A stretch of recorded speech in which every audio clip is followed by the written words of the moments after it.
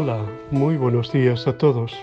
Hoy es sábado, día 23 de septiembre de la semana 24 del tiempo ordinario.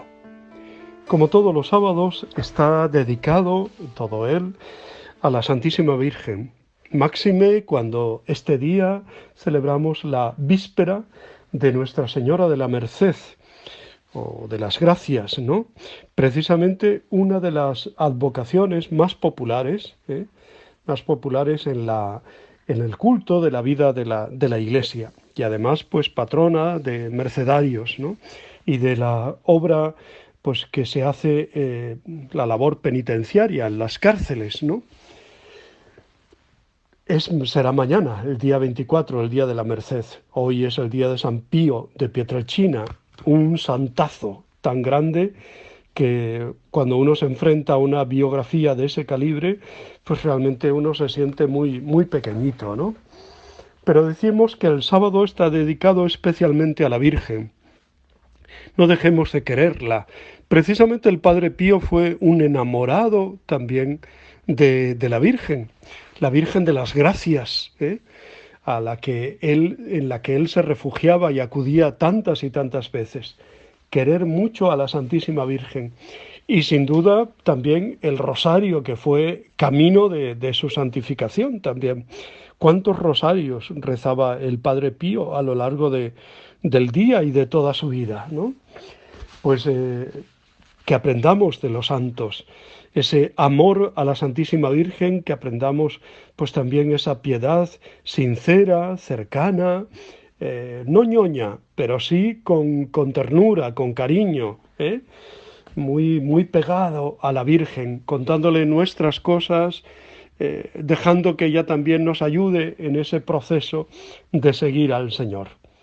Queramos mucho a la Virgen, será camino de salvación personal para cada uno de nosotros. Hoy el Evangelio es Lucas 8, 4 al 15. La parábola del sembrador la explica luego el mismo Jesús, así que la homilía la hace, por tanto, él.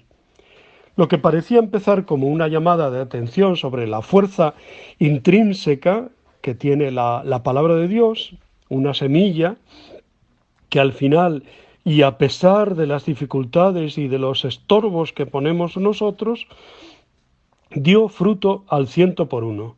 Se convierte en un repaso de las diversas reacciones que se pueden dar en las personas respecto a la palabra que oyen. Las situaciones son las de la semilla que cae en el camino, en el terreno pedregoso, entre zarzas, en tierra buena, con suertes distinta en cada caso. Jesús es consciente de que sus parábolas pueden ser entendidas o no, y sus palabras aceptadas o no. Estas parábolas tienen siempre la suficiente claridad para que el que quiera las entienda y se dé por aludido, o para que no se sienta interpelado. A vosotros se os ha concedido conocer los secretos del reino, a los demás solo en parábolas, para que viendo no vean y oyendo no entiendan. Depende de si están o no dispuestos a dejarse adoctrinar en los caminos de Dios, que son distintos de los nuestros. Siempre será verdad lo de que el que tenga oídos para oír, que oiga. También decimos que no hay peor ciego que el que no quiere ver. Que la palabra está ahí, la siembra está hecha, depende gran parte de nosotros, si aceptamos, ¿no?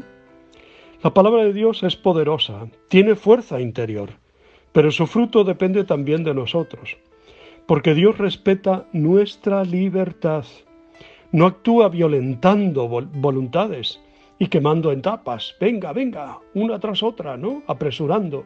No, con calma, cada uno como hasta donde llega. Y Dios respeta la libertad escrupulosamente. ¿Dónde estoy yo retratado? Cuando, por ejemplo, en la Eucaristía escucho la palabra, o sea, cuando el sembrador Cristo siembra su palabra en mi campo, ¿puedo decir que cae en buen terreno, que me dejo interpelar por ella? ¿O viene el diablo, o los afanes y las riquezas y placeres de la vida y la ahogan? Y así no llega nunca a madurar, porque no tiene raíces. ¿qué tanto por ciento de fruto produce en nosotros la palabra que escucho? ¿El 100 por 1? Acoger la palabra con un corazón noble y generoso y perseverar luego en su meditación y en su obediencia, esta es la actitud que Jesús espera de nosotros y que es la que nos conducirá a una maduración progresiva de nuestra vida cristiana y a la construcción de un edificio espiritual que resistirá a los embates que vengan. Pues decía antes que hoy celebramos, entre otros santos, la memoria de San Pío de Pietrelcina, también conocido como el Padre Pío, nacido en Pietrelcina, en Campania, el 25 de mayo de 1887, y que muere en San Giovanni in Rotondo, en Apulia, el 23 de septiembre de 1968. Fue fraile capuchino, sacerdote, famoso por sus dones milagrosos, por los estigmas que presentaban las manos, pies y costado. Nacido como Francesco Forgione, le fue dado el nombre de Pío cuando ingresó en la Orden de los Hermanos Menores Capuchinos. Fue beatificado en 1999 y canonizado en el 2002 por el Papa Juan Pablo II. Francesco Forgione nació en Pietrelcina. Sus padres fueron Gracio Horacio Mario Forgione y María Giuseppa D'Annunzio. Su familia era de clase humilde, trabajadora, muy devota. Desde niño mostró mucha piedad e incluso actitudes de penitencia. Su infancia se caracterizó por una frágil salud y enfermiza. Desde esta edad manifestó un gran deseo por el sacerdocio, nacido por el encuentro que tuvo con un fraile capuchino del convento de Morcone, llamado Fray Camilo, quien pasaba por su casa pidiendo limosna. Su padre tuvo que emigrar a América para poder pagar los estudios del joven Francesco en 1898 a Estados Unidos y en 1910 a Argentina. Desde su niñez sufrió los que él llamaba encuentros demoníacos, que lo acompañaron durante toda su vida. Amigos y vecinos testificaron que en más de una ocasión lo vieron pelear con lo que parecía su propia sombra. El 6 de enero de 1903, con 15 años, fue aceptado como novicio en el convento de Morcone. El maestro de novicios era el padre Tommaso da Monte Sant'Angelo, a quien el padre Pío recordaba como un poco severo, pero con un gran corazón, un corazón de oro muy bueno, comprensivo y lleno de caridad con los novicios. La vida en el noviciado fue muy dura, llena de ayunos, mortificaciones que influyeron en el carácter y el espíritu de los novicios. El maestro de novicios testificó que Fray Pío fue siempre un novicio ejemplar, puntual en la observancia de la regla y nunca daba motivo para ser reprendido. El 22 de enero de 1904 terminó su noviciado, pronunció sus votos temporales. El 25 de enero de ese mismo año se trasladó al convento de San Elías para continuar con sus estudios. En este convento sucede su primera bilocación, asistiendo al nacimiento de Giovanna Rizzani, hija de un conocido masón y futura hija espiritual suya, nacida en Udine, Venecia, lejos de donde físicamente se encontraba el Padre Pío en ese momento. El 27 de enero de 1907 hizo la profesión de sus votos solemnes. Ese mismo año fue trasladado al convento de Serra Capriola, ubicado a 15 kilómetros del mar, pero le perjudicó el clima y su salud decayó. Sus superiores lo enviaron de regreso a Pietrelcina para ver si el clima de su casa le hacía bien. De esta época la gente de su pueblo confiaba en él, pidiéndole consejo, y así Francesco empezó una dirección de almas. En 1908 regresó al convento, pero esta vez a Monte Fusco.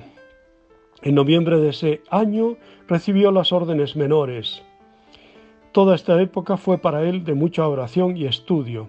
El 10 de agosto de 1910 fue ordenado sacerdote en la Catedral de Benevento, pero permaneció con su familia hasta 1916 por motivos de salud. Allí en su pueblo natal dijo haber recibido los estigmas. En septiembre de 1910 fue al convento de San Giovanni Rotondo, donde vivió hasta su muerte. Durante la Primera Guerra Mundial sirvió en el cuerpo médico italiano. Sin duda lo más famoso del Padre Pío fueron el fenómeno de los estigmas, llamados pasionarios, por ser semejante a los de Jesucristo en la pasión. Heridas en manos, pies, costado y hombro, dolorosas, aunque invisibles entre 1911 y 1918, y luego visible durante 50 años, desde septiembre del 18 hasta septiembre de 1968. Su sangre tenía al parecer perfume de flores, aroma asociado a la santidad. Y también su gran pasión pues, era el confesonario, ¿no? Por eso acudía mucha gente a confesarse con él y asistir a sus celebraciones de la Eucaristía. Ante la fama del Padre Pío, la Santa Sede envió una investigación. Mucho habría que hablar muchísimo acerca de esto, ¿no? Una gran creación suya fue el Hospital Casa Alivio del Sufrimiento, ¿no? Y un hospital donde realmente pues, se cuidaba de los enfermos y de los enfermos más pobres, ¿no? El 20 de septiembre de 1968 el Padre Pío cumplió 50 años de sufrir los estigmas, celebrando una misa multitudinaria. 3 días después, el 23 de septiembre de ese año de 1968, el Padre Pío falleció a los 81 años. Su funeral fue tan multitudinario que hubo que esperar 4 días para que la multitud de personas pasaran a despedirse.